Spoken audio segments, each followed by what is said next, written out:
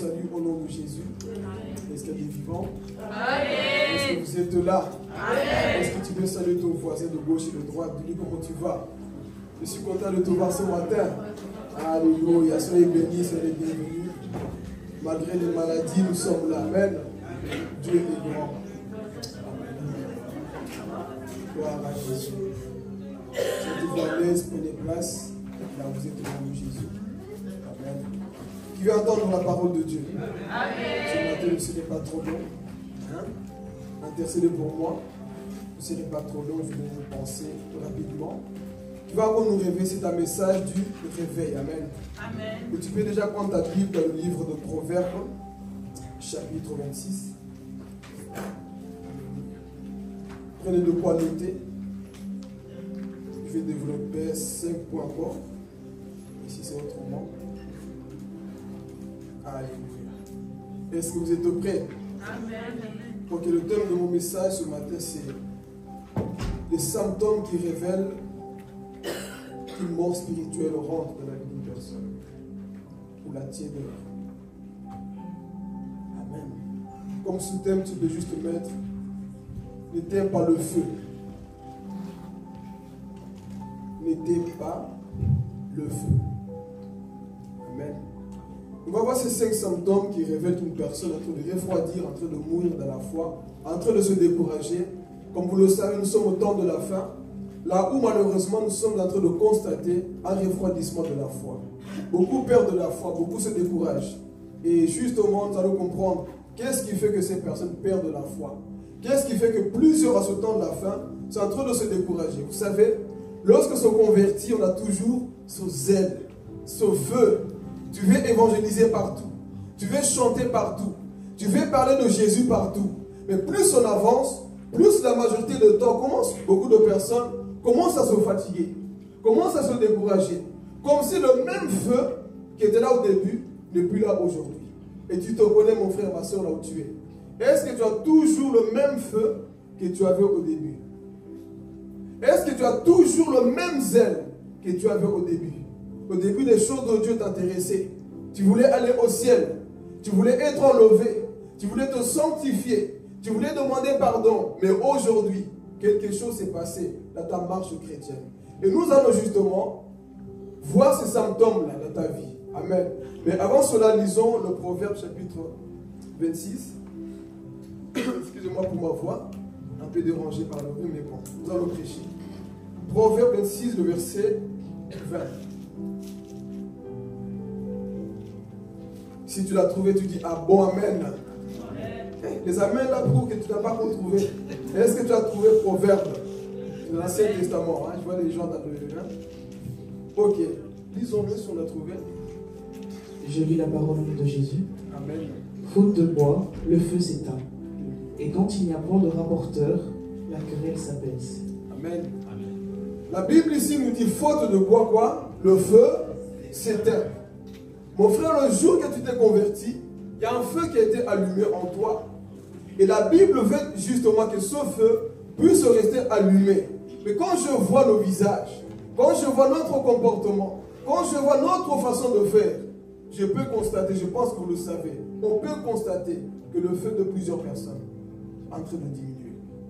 Et si la Bible dit faute de bois, le feu s'éteint. Et la Bible utilise beaucoup de langage. Et ce langage ici, le bois, va symboliser beaucoup de choses que nous allons voir peut-être vers la fin. Amen. Faute de bois, le feu va commencer à s'éteindre. Et aujourd'hui, mon frère, ma soeur, il se peut que ton feu aussi est en train de s'éteindre. Il se peut que tu es en train de mourir spirituellement. Beaucoup disent, oui, moi j'ai accepté Jésus. Moi je vais à l'église. Oui, mais au fond de toi, il y a quelque chose qui manque. Au fond de toi, tu as diminué. Toi-même, tu le sais. Tu n'as plus le même zèle. Tu n'as plus la même passion pour Dieu. Tu n'as plus le même courage pour Dieu. Pourquoi? Parce que quelque chose a diminué en toi. Mais je prie que ce matin, à la fin de ce message, que tu sors transformé. Que tu sors restauré. Ce n'est pas des slogans d'église. Ce matin, il faut que quelqu'un sorte restauré au nom de Jésus. Est-ce que tu le crois? Ce matin, il faut que ton feu la puisse augmenter. Amen. Alors ici, nous allons développer 5 points. Pourquoi le feu s'éteint dans nos vies? Comment le feu s'éteint? Premier symptôme pour ceux qui notent, notez. Premier symptôme qu'une personne est en train de mourir, pas à pas, qu'une personne est en train de refroidir, c'est que cette personne perd la vie de prière. La perte de la vie de prière. C'est un signe qui symbolise, qui révèle que tu es en train de mourir petit à petit. Aujourd'hui, l'Église ne prie plus. Beaucoup de personnes ne prient plus.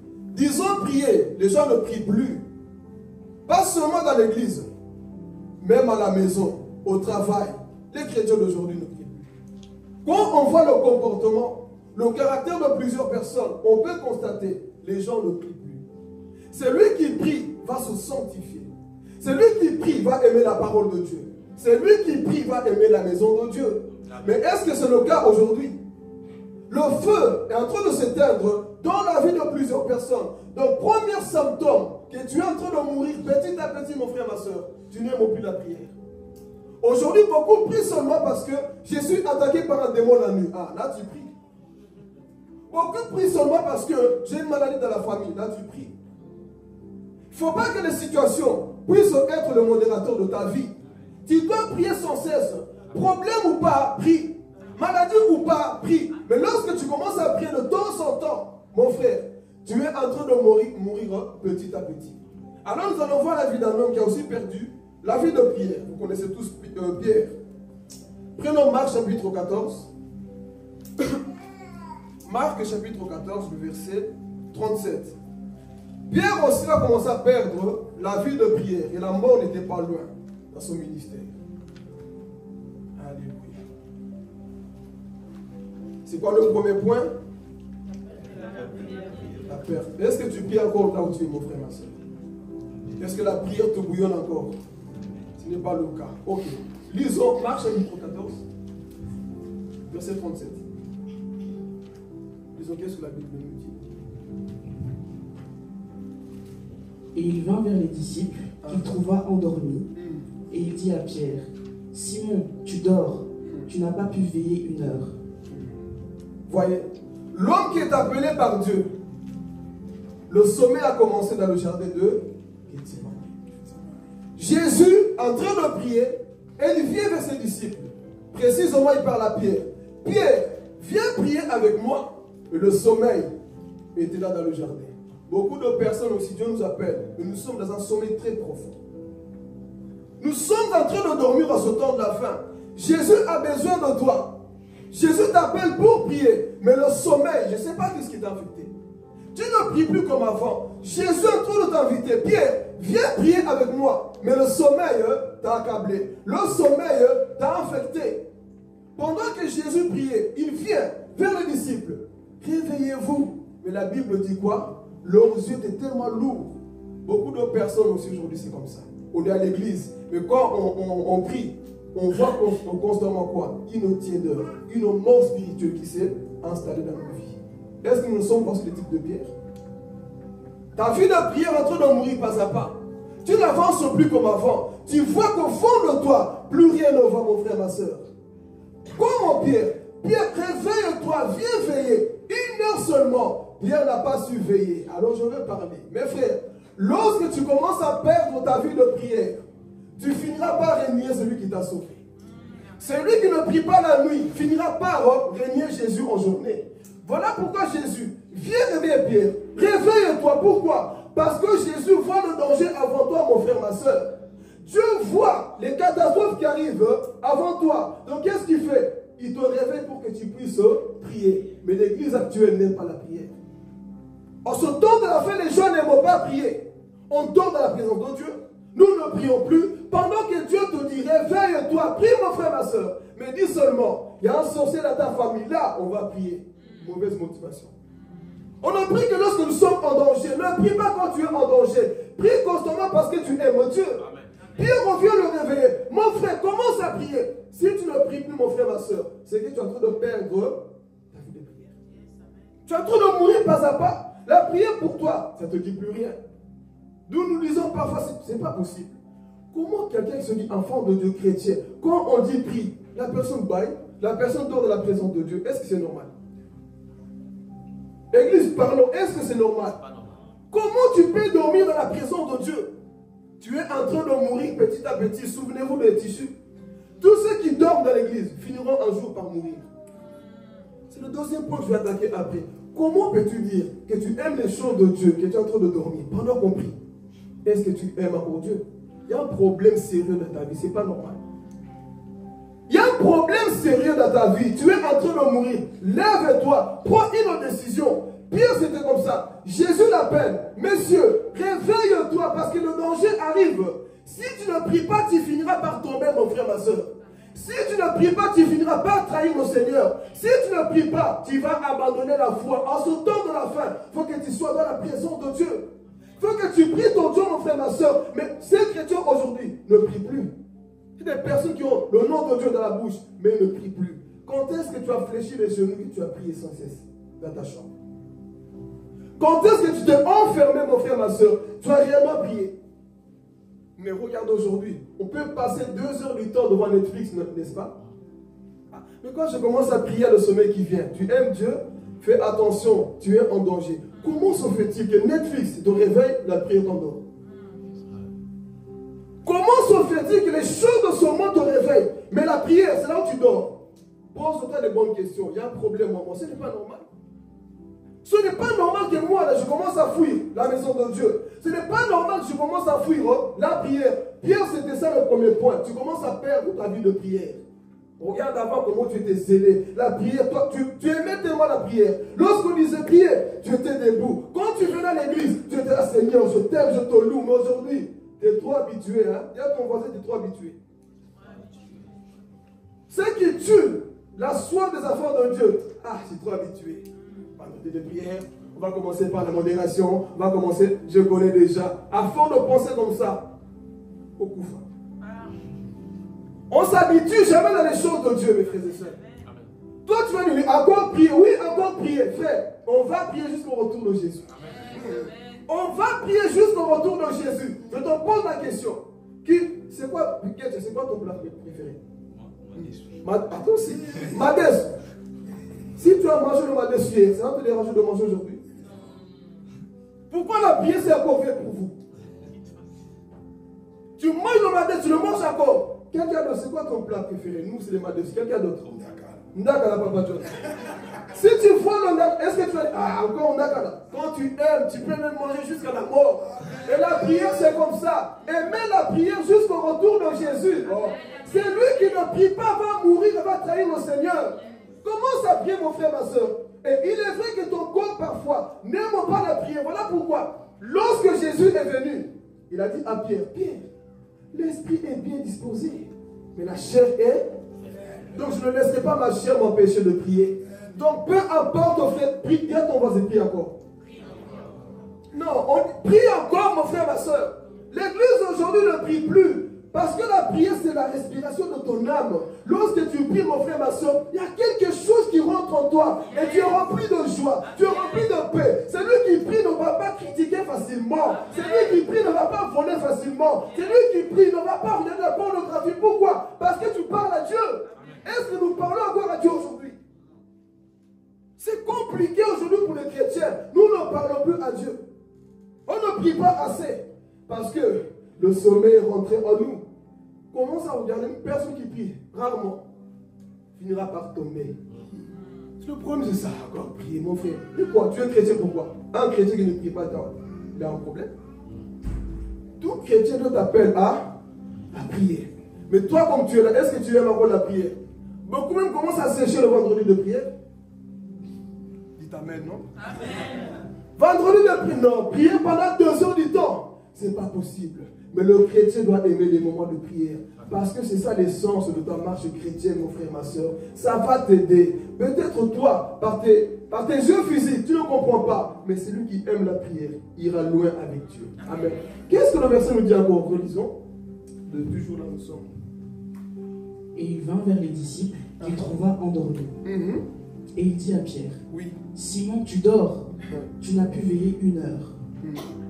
Qu'est-ce qu'il nous dit? La suite.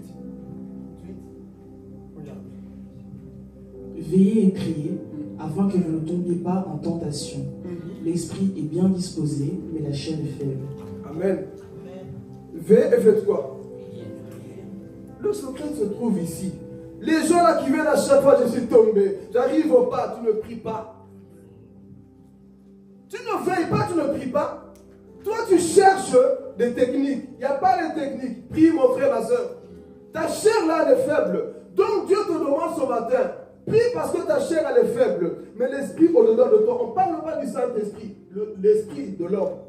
Ton esprit en toi là est disposé. Qui a déjà vécu ça? Tu es là, tu sens comme s'il y avait deux pensées qui parlaient.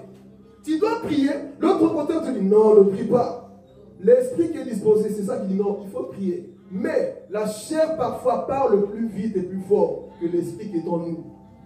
Il va te dire non, pas aujourd'hui. Tu as tellement travaillé, tu as tellement fait ceci. Aujourd'hui, ne prie pas. Jésus te dit oui, ta chair elle est faible. Aujourd'hui, tu n'as pas envie. Tu as mal de tête. Mais l'esprit qui est en toi est disposé. L'esprit qui est en toi veut prier. Donc, tu dois te lever, mon frère, ma soeur, dans la prière. Ne laisse pas ta chair t'empêcher de prier. Ton frère, ne laisse pas ta chair t'empêcher de prier. Parce que si tu continues, mon frère, ma soeur, dans ce sommeil-là, on te dira, ex-frère en Christ. Toi, tu croyais avant, mais aujourd'hui, tu ne crois plus. Pourquoi? Parce que tu as refusé de prier. Mes frères, aimez la prière. Il n'y a rien de mieux que la prière.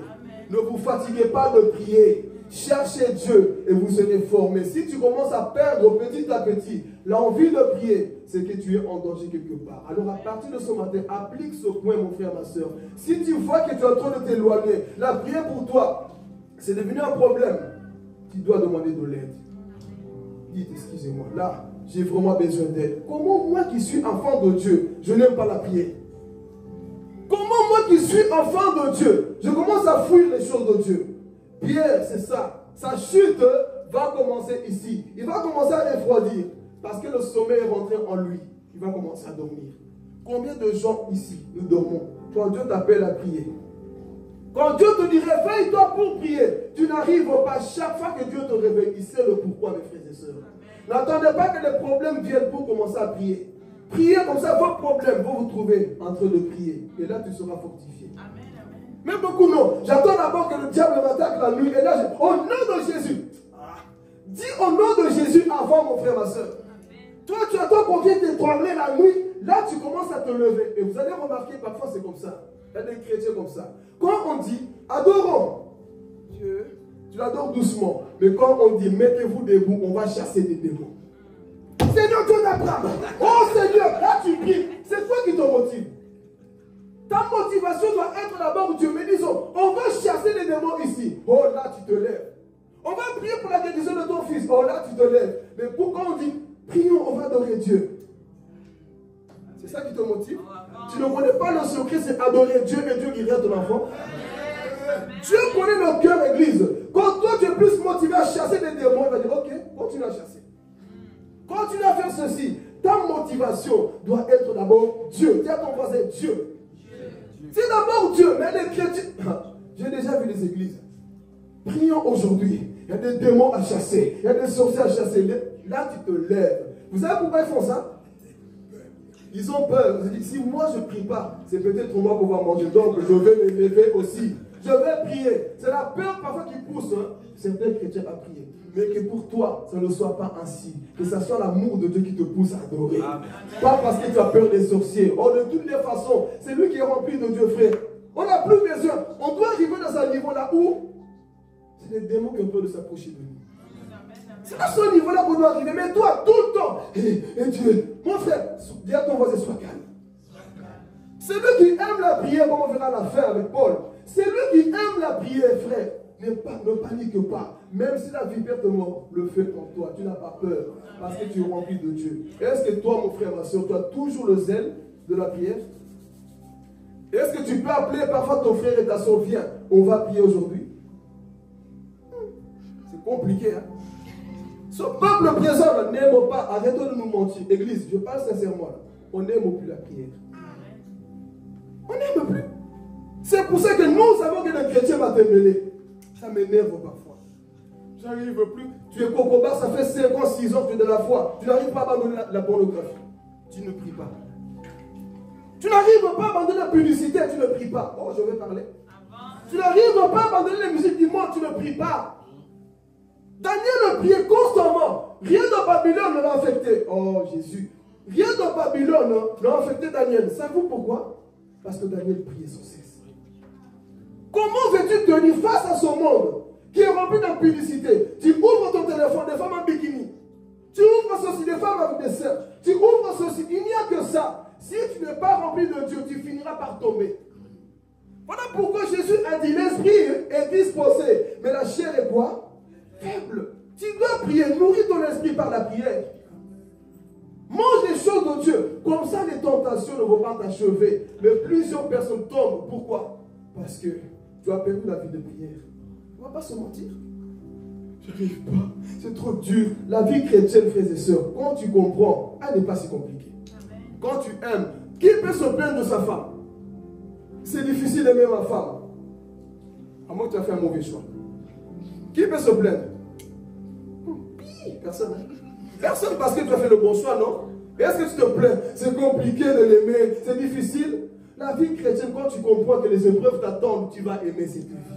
Hey, tu vas aimer cette vie. Problème ou pas, tu vas aimer cette vie. Mais le problème, c'est parce que vous n'aimez pas prier, raison pour laquelle c'est toujours compliqué de couper. Quand je vois les crédits de mine, est-ce que tu as vraiment le Saint-Esprit, toi? Est-ce que tu as vraiment le Saint-Esprit avec son comportement, cette attitude? Ça révèle tout simplement que tu es en train de perdre la vie de prière.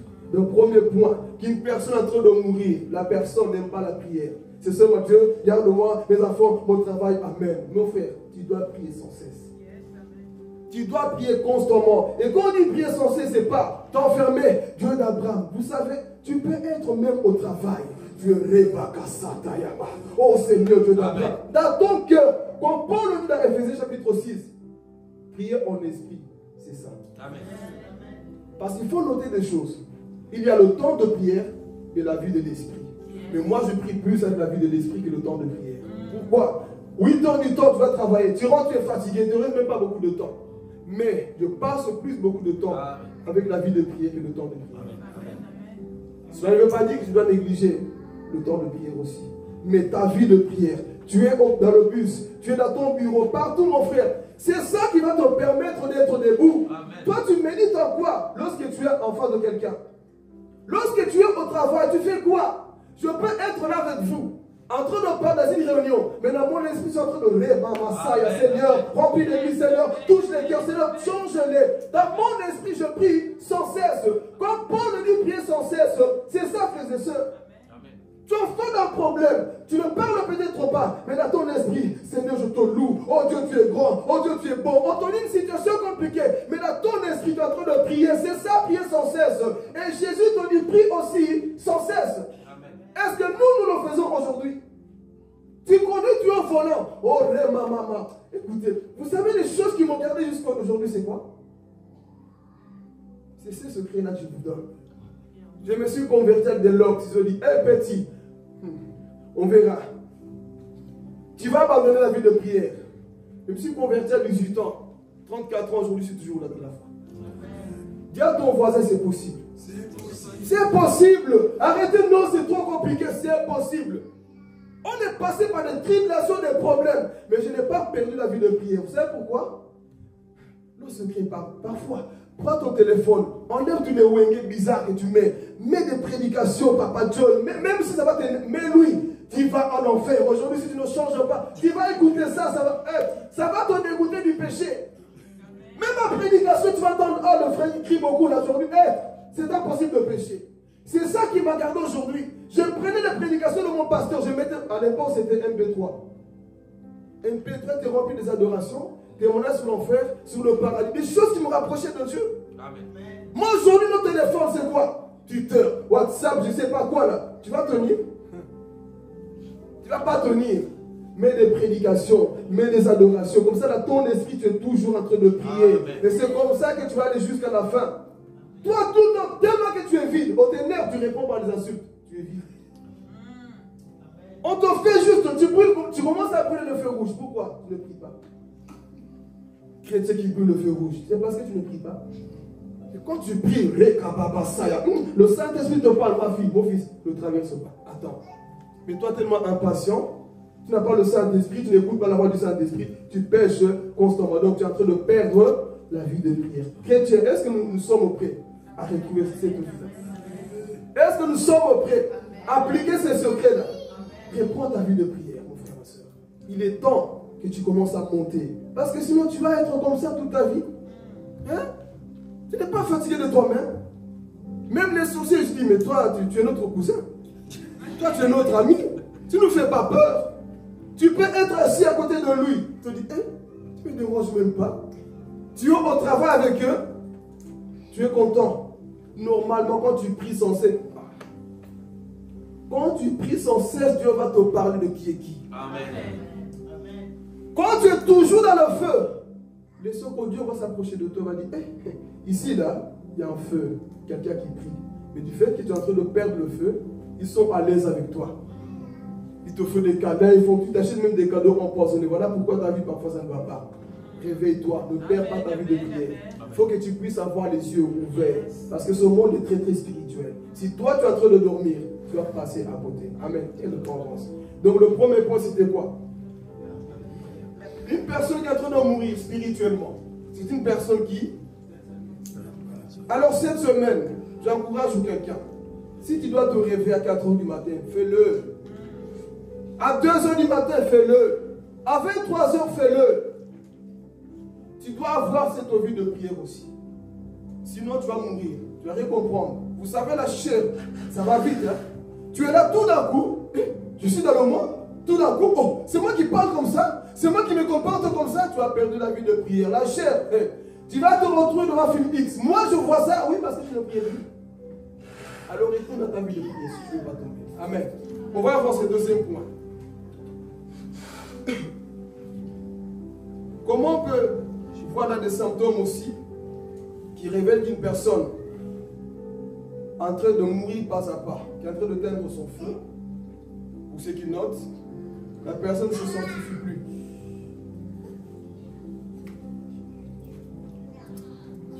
Il n'a plus, se sanctifie plus, il vit sa vie.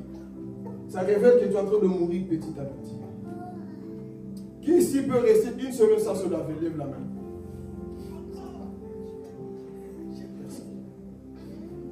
Mais toi, spirituellement, tu ne t'es pas lavé depuis 2 ans. La Bible dit celui qui essaie celui qui se suit suit encore. Mais toi, spirituellement, mon frère, ma soeur, regarde comment avant, tu te sanctifiais. Quand tu commettais un péché, comme je l'avais dit, tu perdais l'appétit. Aujourd'hui, tu as l'appétit quand tu pêches. Beaucoup de chrétiens comme ça, tu es en train de mourir petit à petit. Avant, juste parce qu'on a critiqué ton pasteur, tu as fait comme si le ciel descendait sur toi. Mais aujourd'hui, vieux John, tu dis même vieux John. Non, il y a un problème sérieux, église. Nous sommes en train de vivre ce temps-là de la fin. On parle du mal de quelqu'un, ça ne te fait plus rien. Pourquoi? Tu es en train de mourir pas à pas. Lisons Galates chapitre 3, verset 1. Regardez. De tels comportements, Paul dit, c'est des personnes, hein, vous allez vous-même le dire, regardez. Quand une personne arrive dans son niveau, on peut déjà t'enterrer pas à pas. Qu'est-ce qu'il dit aux Galates? Vas-y. Ô Galates, dépourvus de sens, qui vous a fasciné, vous, aux yeux de qui Jésus-Christ a été peint comme crucifié? Attendez, qui peut me chercher, bon, je sais qu'est-ce que c'est, comme ça vous-même vous le dites. Qui peut nous dire le mot fasciné là? Nous cherchons le mot fasciné, ça veut dire quoi? On va arriver, mais attendez, c'est un mot très profond. Qui peut chercher dans la... Qui vous a fasciné? Regarde un peu, Ça se traduit des fois qui vous a envoûté. Oui, on va arriver parce que... On l'a dit? Ok, fasciné, mais il n'y a pas d'autre personne qui change de fasciné. Vous allez voir que beaucoup de chrétiens viennent à l'église, mais on t'a fasciné quelque part. Il faut se réveiller. Tu l'as trouvé, c'est quoi? Facile. Donc, mettre immobiliser le regard et synonyme ensorceler, envoûter. Ah, merci. Attends, passez le micro, s'il vous plaît. Non, là, il y a beaucoup de définitions là. Écoutez, beaucoup de chrétiens se trouvent dans ce cas. Moi, je suis chrétien. Oui, oui, on t'a envoûté. Regarde. On y va. Regarde. Alors, la Écoutez. définition c'est immobiliser le regard, mais Mm. comme synonyme il y a ensorceler, envoûter, hypnotiser. C'est fort, hein? Charmer et enchanter. C'est fort, hein? Donc, il y a des chrétiens qu'on a envoûtés. Toi qui as commencé bien avec Dieu, mon frère, autant envoûté. Là, arrête de dire, mais moi je prie. Non, c'est parce que tu pries plus qu'on t'a envoûté. Parce que de tels chrétiens qui retournent dans leur ancienne vie, non, quelque chose s'est passé, mon frère, ma soeur. On t'a envoûté quelque part. Gala, tu viens nous dire ici, toi qui as commencé bien, toi qui as vu Jésus, toi qui as connu Jésus, tu commences à désirer pour les choses de la loi. Tu commences à vouloir le monde. Tu parles comme le monde. Tu ne pries plus. Tu ne pardonnes plus. Tu n'aimes plus les gens. On t'a envoûté quelque part. On est en train de t'en sorceler quelque part. Les mêmes choses que tu avais rejetées, les voici, tu es en train de les manger. Moi, aujourd'hui, je me sépare de ces choses-là, c'est fini. Mais aujourd'hui, tu fais pire encore. C'est parce qu'on t'a envoûté, on t'a ensorcelé. Quelqu'un t'a séduit, t'a regardé dans les yeux, comme vous connaissez le Mowgli là. Le serpent là-bas, il te regarde, tes yeux commencent à tourner. C'est ça, être envoûté. Un serpent t'a regardé dans les yeux, et t'a envoûté, et tu vis une vie chrétienne misérable. Pourquoi? Parce que toi qui as bien commencé, regarde, tu as perdu. Plus rien ne va en toi. Toi qui as commencé avec le zèle, regarde en toi-même, tu es en train de perdre des choses. Alors, le verset 3 nous rentre encore en profondeur. Si tu te trouves dans ce cas, mon frère, ma soeur, réveille-toi. On y va. Mais vous avez perdu la tête. Au début, vous avez compté sur l'Esprit Saint. Et maintenant, est-ce que vous allez compter sur vos seules forces?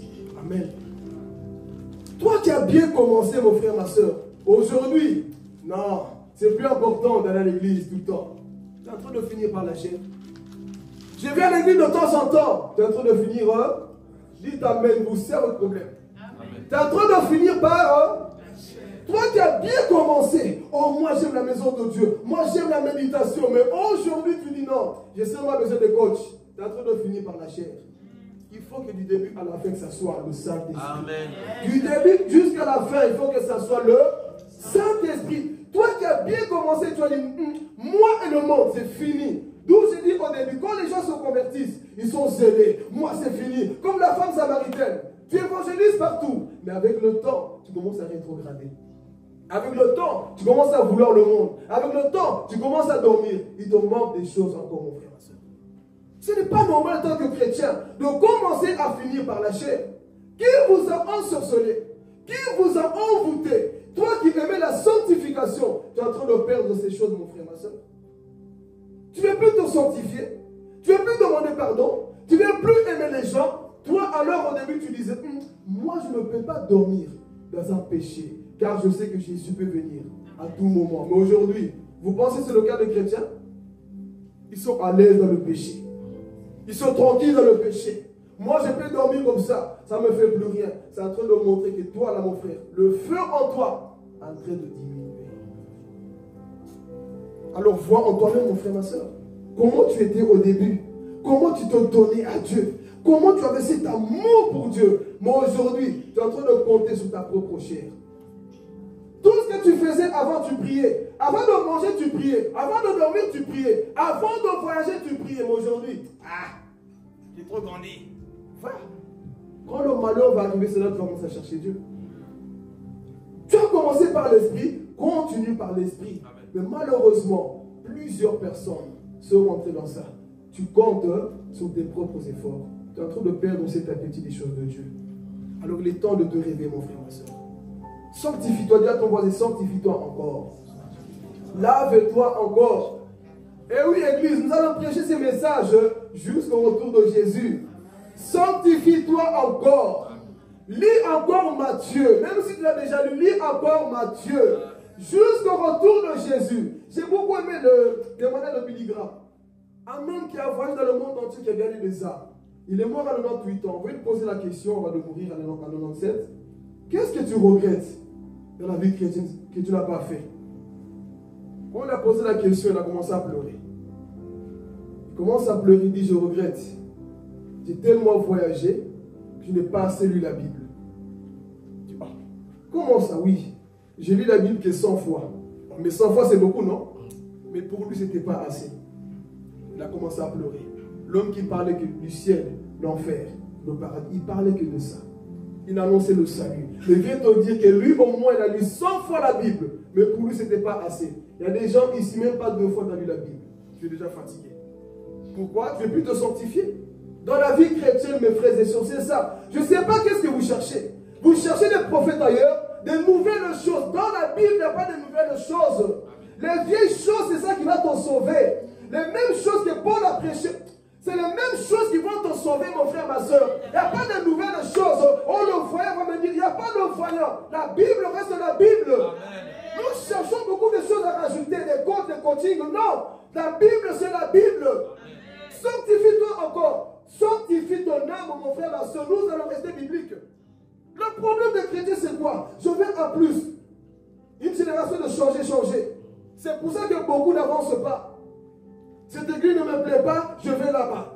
Cet iPhone ne me plaît pas, je change d'iPhone. Une génération de changer. Ça ne me plaît pas, je change. Cet homme-là ne me plaît pas, mon goût, je change. Demandez aux mamans comment ils font pour durer avec des vieux comme Papa John.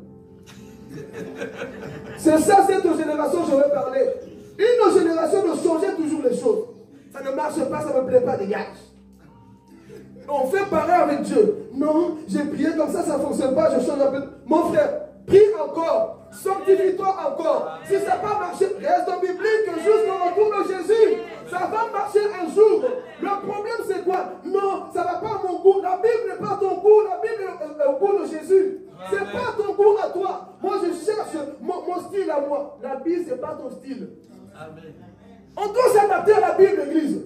Mais le problème, c'est quoi? On veut plus se sanctifier. On cherche des hommes donnés sur notre goût.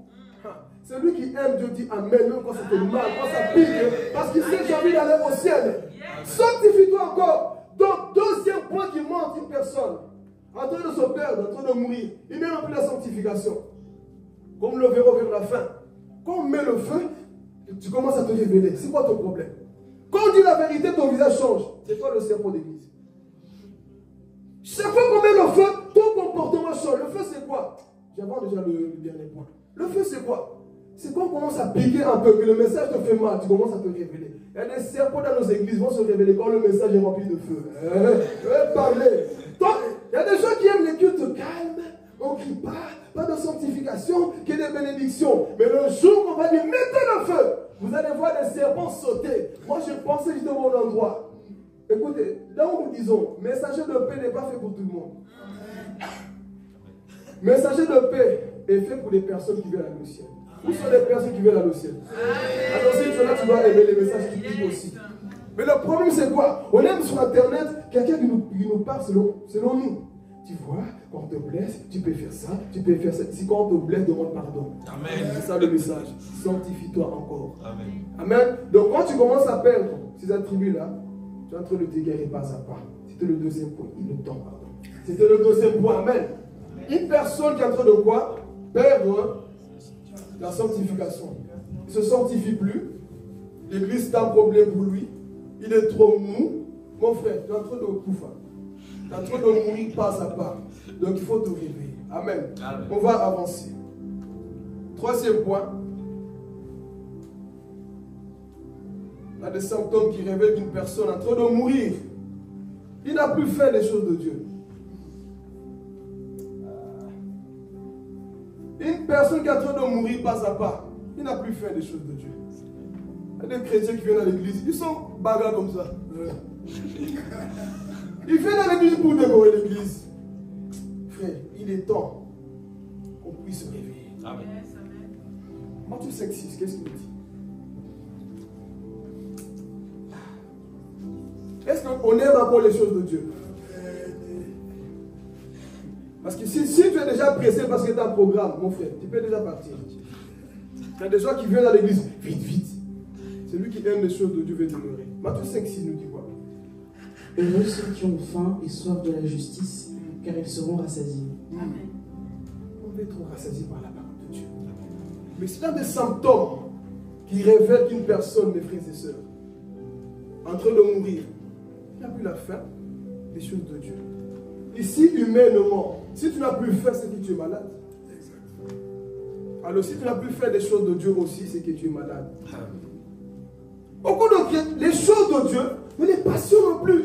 Ils viennent dans l'église, ils n'ont plus ce désir-là. Ça révèle en toi que tu es en train de mourir, mon frère, ma soeur.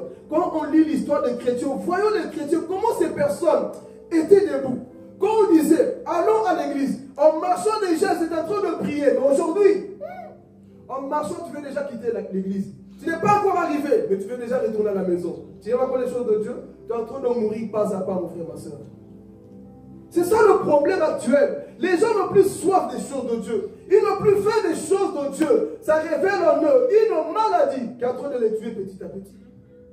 Une maladie qui est rentrée en toi. Comment se fait-il, mes frères et sœurs, qu'on n'aime plus les choses de Dieu? On arrive à l'église, on est en train de dormir. Je reviens dans ça. Est-ce que c'est normal? On vient de dire ici, même le Nakala. Imaginez-vous, tu vas chez lui. Maman Lisa, tu rentres quelque part. Papa Dieu à table. Il a mis sa tête dans le Nakala. En train de dormir. Ta première réaction, c'est quoi? Oui, mais tu vas dire peut-être soit il est mort, soit il est malade. Il a fait une crise. Combien de chrétiens font des crises pendant la prédication? Tu dors. C'est normal? Pendant la prière, tu dors. Tu as un problème en toi. Quelque chose ne va pas, mon frère, ma soeur. Comment tu peux dormir devant le plat que tu aimes? Comment tu peux dormir devant la chose que tu aimes? C'est parce qu'il n'y a plus cette faim en toi. Il n'y a plus ce désir, cette passion pour les choses de Dieu. Raison pour laquelle tu dors à l'église. Comment tu peux être là et être entier, mon frère, ma soeur? Il n'y a plus la détermination. Les chrétiens d'aujourd'hui ne prient pas, ils n'aiment plus Dieu. Il n'y a plus cette soif. Pour nos choses, nous sommes motivés. Au travail, tu ne dors pas. À l'église, tu dors. Quand tu fais ton travail, tu mets la musique, tu es content. Mais à l'église, c'est là où? Ce n'est pas normal, on doit se réveiller. Ça révèle en toi une maladie spirituelle, mon frère, ma soeur. Tu es en train de mourir pas à pas. Au lieu de dormir, toi tu dors à 4 h du matin. On vient ici. Mais, mon frère, c'est un manque de respect pour le Seigneur. C'est un manque de respect. Toute la journée, tu as le temps pour te reposer. C'est à l'église. L'église, c'est l'hôtel. 5 étoiles. L'église, ce n'est pas l'hôtel 5 étoiles. On ne dort pas ici. On doit bouger pour la gloire de Dieu. On vient ici. Non. Tu vois, tu es tellement mort déjà, tu n'as même pas la crainte de Dieu. Parce que pendant que nous prêchons, il y a des anges qui sont en train de circuler ici. Et ces anges-là notent tes motivations. Dis comment tu écoutes aussi la prédication. Les livres seront ouverts dans le grand jour. On te jugera. Un vendredi, un dimanche, tu écoutais la prédication, tu dormais dans la présence du Seigneur. Voici ce que tu as perdu ce jour-là. Donc il est temps qu'on se réveille, frères et sœurs. L'un des signes, c'est ça. Tu es en train de dormir. Disons prier. Parfois j'ai même pitié pour nous les modérateurs. Ma foi cette semaine était cassée, mais heureusement parfois nous avons comme des piliers qui prient. S'il n'y avait personne, qui t'accompagne dans la prière, tu vas te casser ta voix. Ils vont te voir coucher par terre, te mordre, dire ok, c'est ton problème. Il faut qu'il y ait des personnes qui sont debout dans la maison de Dieu. Des personnes qui sont passionnées, qui ont encore faim et soif des choses de Dieu. Mais ces personnes, ils sont rares dans nos églises. Ils sont rares dans nos églises. Pourquoi? Le monde nous attire plus. Ce n'est pas un message pour te faire plaisir ce matin. C'est un message pour te réveiller. Amen. Parce que c'est un message du réveil. C'est ça l'équilibre. Et des jours on parlera, oui, Dieu va te bénir, peu importe ce qui arrive là, on aime. Mais il faut aussi aimer quand on te dit qu'on ne dort pas l'église. Il faut que tu aimes aussi les vérités comme ça. Donc l'un des signes, mes frères et sœurs, c'est ça. Tu as perdu l'appétit. Toi-même, tu vois que quand tu ne manges plus, c'est qu'il y a un problème en toi. Tu dis, c'est pas possible. Comment moi je perds l'appétit comme ça?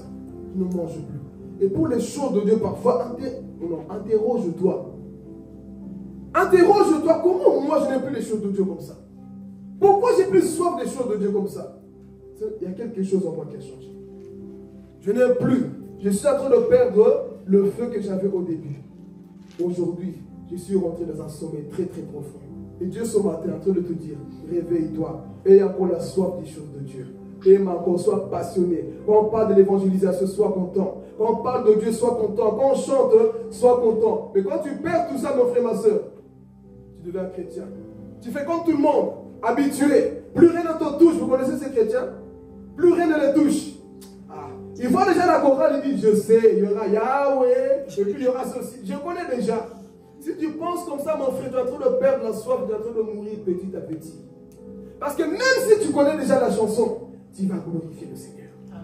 Même si tu sais déjà, tu vas adorer le Seigneur. Pourquoi? Parce que la soif de Dieu est toujours en toi. Sois comme des enfants. Même si tu connais cette chanson pour toi, Père, c'est pour toi qu'on chante, moi je te loue. Mais c'est lui qui a trop grandi dans la foi. Ah, je connais. Mettez-moi de nouvelles choses. Ne vous habituez pas à recevoir de nouvelles choses. Appliquez d'abord les anciennes choses. C'est là où vous allez avancer. Amen. On va attaquer le quatrième point. C'était quoi le troisième? Manque d'intérêt, tu n'as plus faim, tu n'as plus soif pour les choses de Dieu. Et ça, ce matin, il faut que tu comprennes. Tu dois te révéler à ces choses-là. Il faut que tu sois toujours passionné. Parce que c'est cette passion qui va te pousser à aimer les choses de Dieu. Amen. Amen. Et si tu perds ça, sache que la mort n'est pas loin. Ça commence pas à pas. Et ensuite, la mort vient et tu t'égares pour toujours. Amen. Ok. Quatrième point, qui révèle que là, les symptômes, que tu es en train de refroidir, mourir, que ton feu est en train de s'éteindre. Tu ne marches plus avec ceux qui craignent Dieu. Ah, est-ce que vous le savez? Quand le feu commence à s'éteindre, tu ne marches plus avec des personnes qui craignent Dieu. Ah, papa Dieu va m'énerver. Angélus va me dire encore ça. Qu'est-ce que tu vas me rappeler les choses de Dieu? Si tu fuis de telles personnes, mon frère, ma soeur, c'est que tu es en danger. C'est que tu es en danger. L'un des signes qui révèle qu'une personne est en train de mourir, il n'aime plus marcher avec des gens justes. Parce qu'il sait que si je marche avec un tel, il va me rappeler mon devoir. Alors, pose la question à ton ami là. Qui sont tes vrais amis qui te rapprochent de Dieu? Qui sont les personnes qui te rapprochent de Dieu? Toi, tu as trop de personnes qui te rapprochent que du monde. Ah, ici, je vais parler. Toi, tu as des amis qui te rapprochent que du monde. Est-ce que c'est normal? Normalement, le chrétien doit avoir des personnes qui rappellent que le dimanche, on va à l'église. Tu dois avoir des personnes qui te disent la semaine, c'est à l'église. Mais toi, tu es où? Tu n'es pas ce genre de personnes parce que tu sais qu'ils vont te rappeler ton devoir que tu ne fais pas. Un des personnes qui te rapprochent davantage du Seigneur. Mais toi, tu les fous. Pourquoi? Ah, il va me casser la tête. Mais quand on te dit, il y a une fête là-bas, toi, tu aimes ce genre d'amis. Hein? Ce genre d'amis qui te poussent vers le monde, ça, tu aimes. Aime des personnes qui vont te pousser vers le Seigneur. Amen. Même s'ils vont te couper les oreilles, mon frère, préfère ces personnes qui te rapprochent davantage du Seigneur, qui sont tes vrais amis. Toi, tu as toujours des personnes qui critiquent sans cesse. Oh, je vais parler ici. Hey. Toi, tu as toujours des amis. Tu as vu quoi? Dis-lui, tu as vu le ciel aussi? Nous avons que des amis, comme on dit ici, des news. Ça se passe comment maintenant? Comment de quoi? Parler. Comment de quoi? Ça se passe bien, Jésus est vivant. Oh. Jésus est vivant. Ami, Jésus est vivant. Quand on voisin, Jésus est vivant. Donc il est sur le trône, Jésus va continuer à glorifier son nom. Le problème c'est quoi? Nous avons des amis qui nous éloignent du consomment de Dieu. Et des personnes qui te disent, Aïcha, on va à l'église, on va glorifier le Seigneur, abandonne son péché. Des personnes qui te disent, non, c'est pas bien de parler comme ça contre les gens. C'est des amis à voir. Si tu as des amis comme ça qui te remettent en place, bénis le Seigneur. Amen. Bénis le Seigneur, mon frère, ma soeur. Si tu as des amis qui n'acclament pas seulement tes bêtises, dis, oh Seigneur, gloire à toi. Tu m'as donné des personnes qui me remettent dans le droit chemin. Mais toi, tes amis, toujours des personnes à problème, d'où je dis toujours, c'est la base de votre amitié, consiste à critiquer les autres. C'est de la sorcellerie. Amen. Mais oui, il y a des personnes comme ça, on se voit, bonjour, ok, commençons. Oui, tu as vu un tel, tu as vu dans tel pays, tu as vu, oh, c'est ça la base de votre amitié. Parfois, retrouvez-vous, commencez à prier, mais vous cherchez des news. Parlez. Il y a des personnes comme ça dans vos vies, ils t'appellent, il sait ce qu'il veut. Il t'appelle. Oui, bonjour, oui, ça va? Il sait ce qu'il veut avec toi. Il commence, et la famille? Oui, la famille. Bon, tu vois, il fait d'abord le tour pour faire semblant qu'il s'intéresse à toi. Et ensuite, il te commence à te pousser à pécher. Et d'ailleurs, tu as vu? Un tel a fait ça, tu as vu?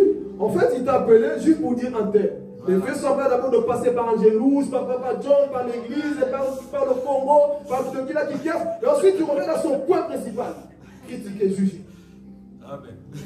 Si la base de votre amitié, c'est ça, mes frères, coupez. Dis à ton voisin, coupez. Ouais? On a peur de couper parce qu'on aime encore. Et c'est là où nous disons parfois, moi je préfère les amis du monde qui ne sont pas chrétiens. C'est parce que tu es païen. Un chrétien ne parle pas comme ça. Même si il y a des problèmes dans l'église, dans le monde, frère. Le chrétien ne dit pas ça. Moi, je préfère traîner avec des amis païens. Eux, au moins, ils sont morts. Beaucoup de gens réfléchissent comme ça. Je préfère être avec des païens. Eux, au moins, ils vont se dire qu'ils savent faire, ça ne change pas. Et toi, tu préfères rester avec eux? Non. Tu dois changer, mon frère, ma soeur. L'église est sainte. Donc, tu dois rester là où il y a des saints. Mais toi, qui sont tes amis? Toujours des personnes qui t'amènent loin, qui vont te pousser dans les choses qui ne n'ont pas Dieu. Et si la base de votre amitié, c'est toujours ça, mes frères, ce matin, je te dis, il faut changer. Il faut changer. N'aie pas peur de perdre des amis parfois dans la vie. Il vaut mieux perdre ces amis-là et de gagner le ciel. Amen. Toi, tu as peur parce que, non, depuis qu'on est né, mon frère, vous allez mourir en enfer aussi. Depuis qu'on est tout petit, on a étudié ensemble, on a mangé ensemble, on s'est marié ensemble, on a fait ceci ensemble, vous allez en faire ensemble aussi. Le problème c'est ça, l'amitié est trop collée, serrée. Ok, continuez. On a affaire à personne qui va vous séparer, vous allez brûler pour l'éternité. Donc qui sont tes amis ce matin? Les personnes qui te rapprochent davantage du cœur de Dieu, pas des personnes qui te séparent. Ce matin tu dois décider. Tu dois décider, tu dois avoir des personnes, mes frères et sœurs, qui te disent non, ma sœur, ce n'est pas bien. Réveille-toi. Tu es trop endormi. Tu es trop dans le péché. Réveille-toi. Oh, ma sœur, ce que tu as posté, ce n'est pas bien, toi, ta femme de Dieu. Allez. Et tu vas voir, si la personne veut changer, elle va dire, ok, tu es une bonne personne qui veut m'aider. Mais des personnes qui vont te détruire, c'est eux qui vont mettre encore des gemmes. C'est eux qui vont encore partager des bêtises que tu as fait. Et des personnes qui te reprennent. Et des personnes qui te reprennent dans la vie. Et tu vas aller loin. Si tu n'as pas ces personnes-là, mon frère, tu es en train de mourir pas à pas. Et la trompette va sonner, tu restes pour la grande tribulation. Ce matin, tu dois faire un choix. Donc, quand tu commences à perdre ça, tu commences à vouloir marcher avec tout le monde. Moi, je préfère eux. Moi, je préfère là-bas. Mon frère, cherche des personnes qui ont le nom de Dieu dans le cœur et dans la bouche. Ces personnes-là vont t'amener loin. Mais si tu as que des personnes qui commencent à t'éloigner de Dieu, tu es en danger. Amen. Amen. Le quatrième point. Quatrième, hein? Ok. On va attaquer le dernier et ensuite nous allons donner quelques conseils de comment tu peux garder ton feu. Une personne qui commence à mourir petit à petit, qui n'a plus ce zèle-là, est une personne qui n'évangélise plus. Quand tu commences à mourir, mon frère, tu n'évangélises même plus. Tu n'as plus d'intérêt. Tu ne parles plus de Dieu autour de toi. Les choses de Dieu pour toi, c'est banal. Et est-ce que parfois nous ne sommes pas comme ça? Rappelle-toi au début, tu étais comme la femme samaritaine. Tu as découvert Jésus. Tu partageais sur les réseaux. Tu parlais à tout le monde. Mais aujourd'hui, tu as même honte de parler de Jésus. C'est quoi, comme je répète ici? C'est un message pour te pousser à la réflexion. Des messages parfois, comme je dis, tu finis d'écouter, tu te poses la question sur ta conversion. Depuis que tu as commencé vraiment le Seigneur, pour ceux qui connaissent ça déjà, depuis que tu as commencé dans le Seigneur, à part critiquer là, combien d'âmes as-tu ramené dans le Seigneur?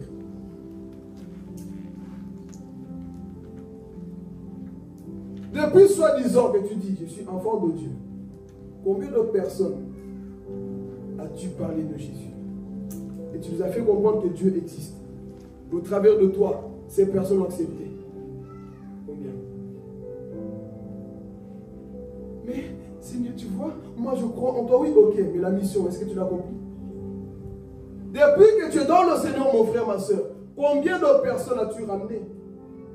Si tu ne le fais plus, c'est parce que tu as perdu le feu. Parce que le feu de Dieu nous presse. Il y a des personnes qui peuvent être là, ils ne parlent pas de Dieu, ils sont tranquilles. Mais ils parlent du Barça, ils parlent du foot, ils parlent de Rihanna, ils parlent de tout, mais jamais de Dieu aux gens. On parle de Netflix, t'as vu le nouveau film là, Délivrance, t'as vu? On en parle.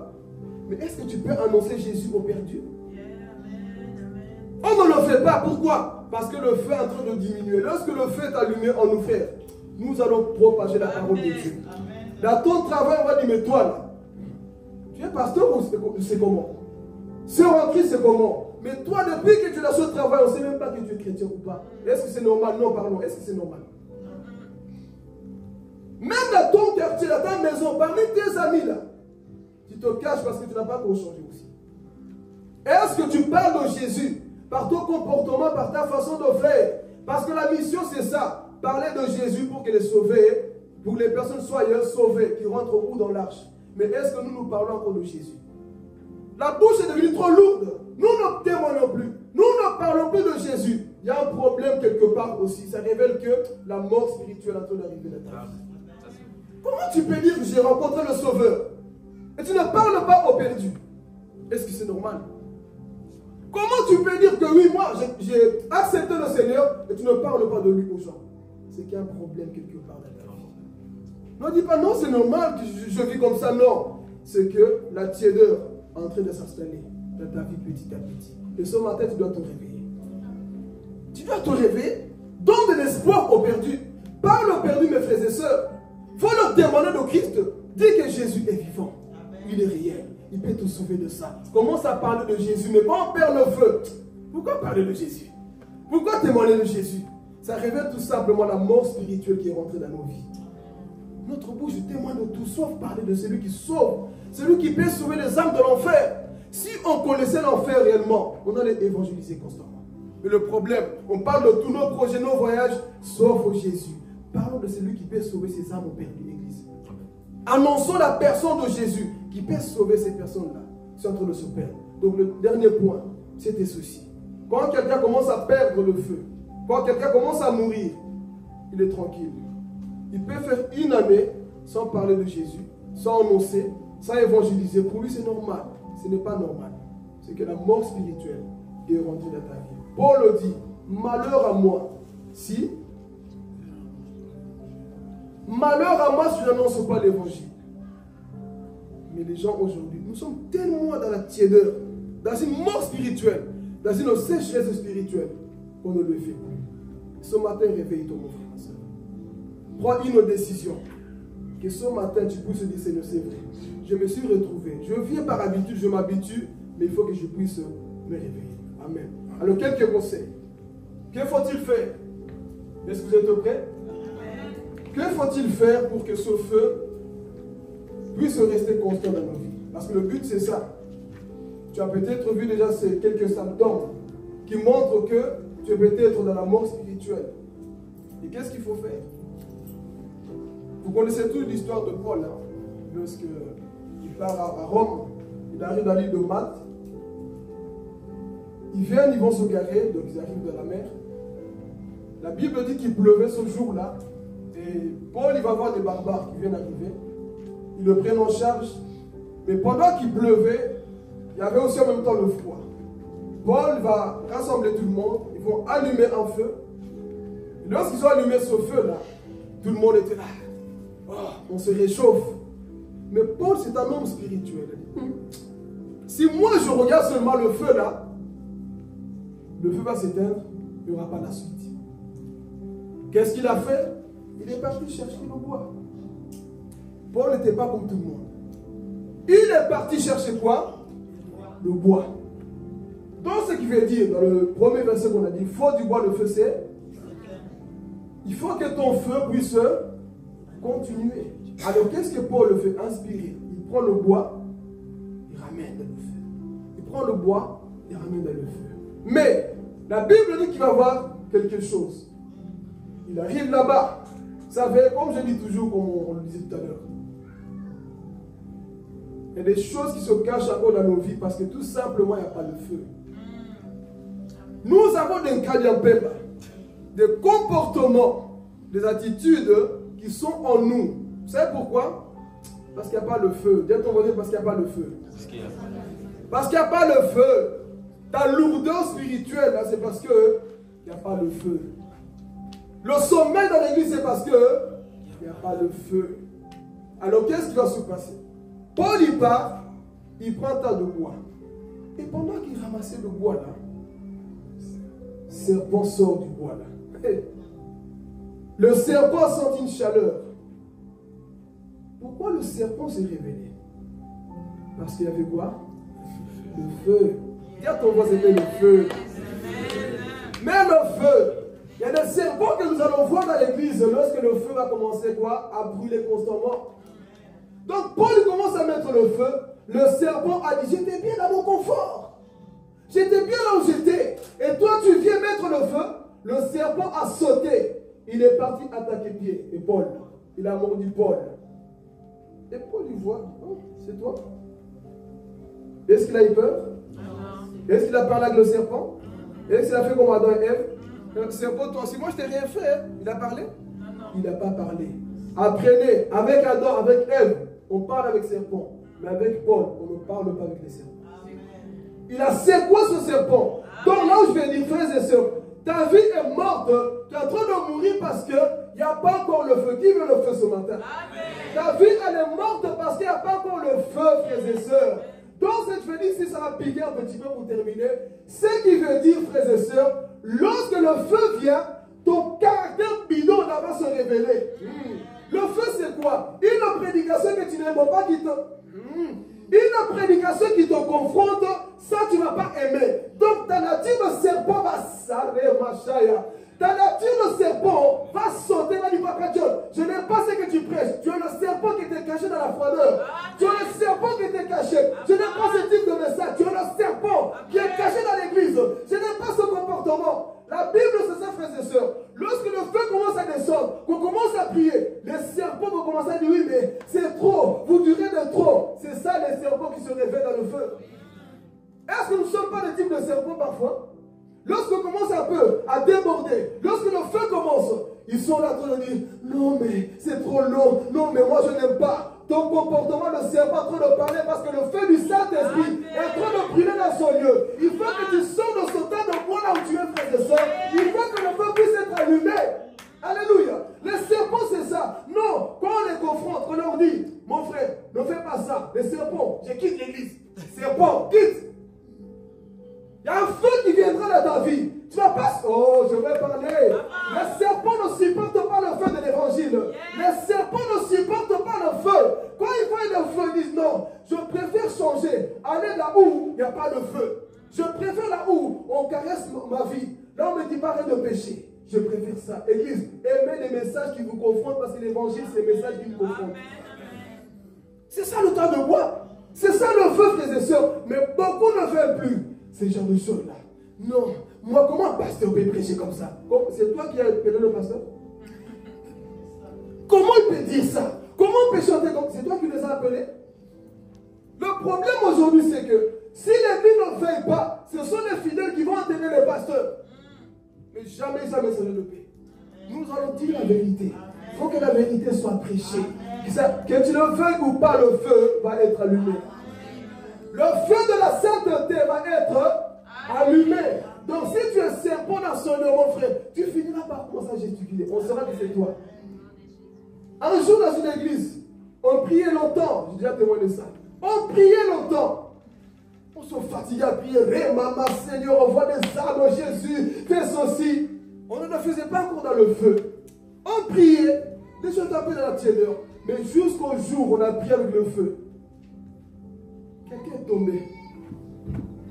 Commence à manifester. Délivrance. L'esprit commence à parler. C'est moi qui détruisais l'église. On avait mis des choses devant la porte de l'église. On faisait que les âmes ne viennent pas dans l'église. Hein? Ce jour-là, on était. Hein?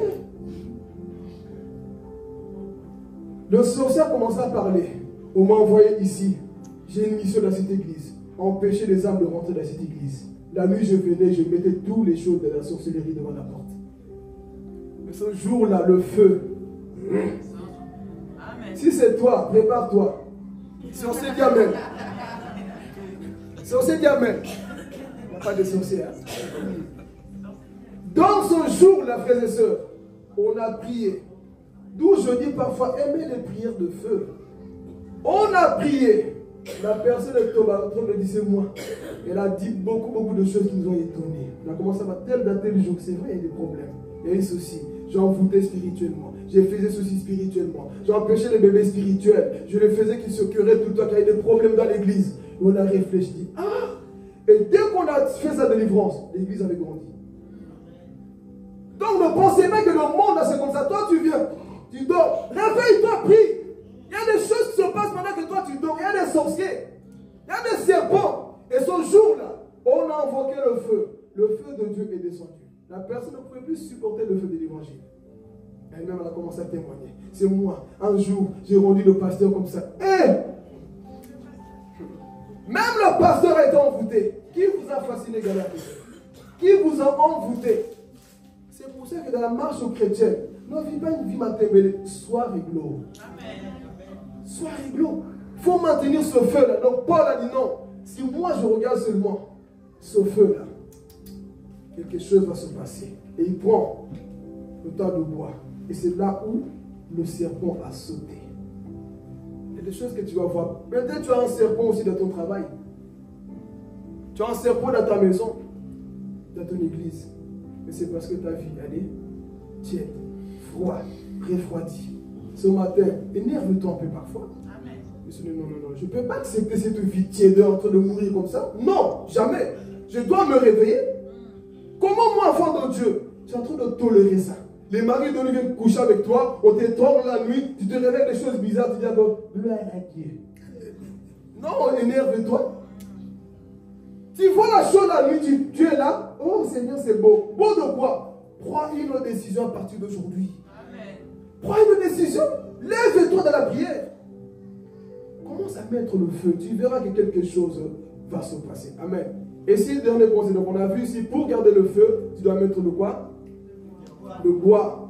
Jeûne, mets-toi à genoux, cherche Dieu, commence à lire la parole de Dieu. Mon frère, cherche encore. Tu verras que ce feu-là restera comme ça. Amen. Il nous dit encore, 1 Thessaloniciens 5, 17, 16 à 17 même. Cheminons vers la fin.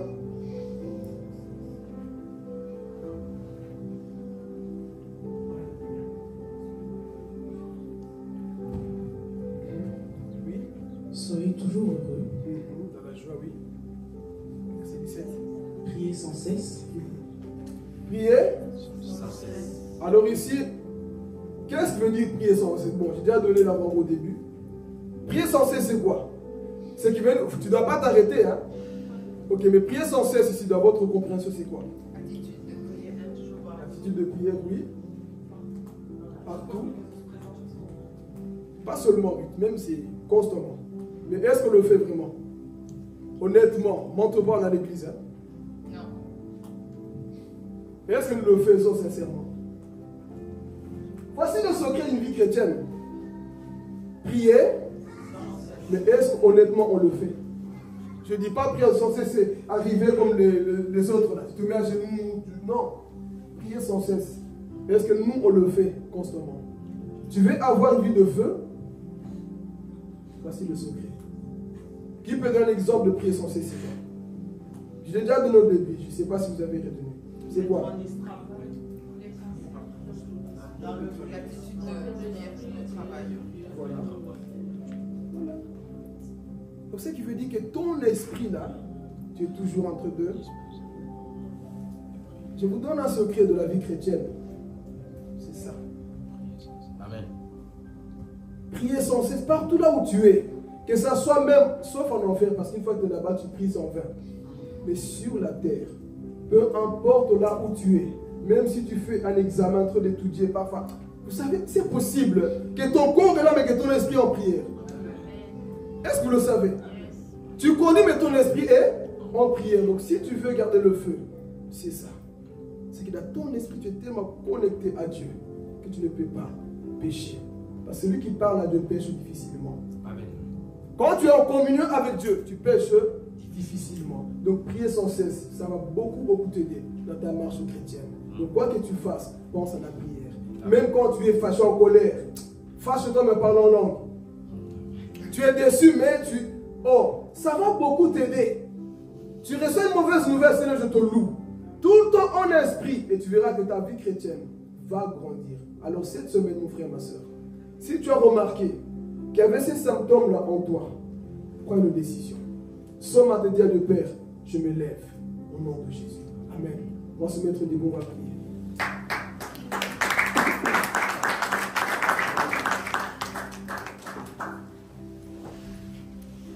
Tu vas prier à ton Dieu. Là où tu as remarqué une tiédeur, un point qui t'a parlé, tu vas dire Seigneur, c'est vrai. J'étais dans ce point Et ce matin, mon Dieu, mon roi, je prends une décision. Ne fais pas parce qu'on te le dit seulement, mais au fond de toi, prends une décision. Dis-lui, Seigneur, c'est vrai. Je me suis vu, mon Dieu, mon roi. Là où il y avait cette tiédeur, mon Dieu. Et ce matin, papa, je prends la décision, Jésus, de changer complètement. Vous savez, il y a beaucoup de choses qui tuent.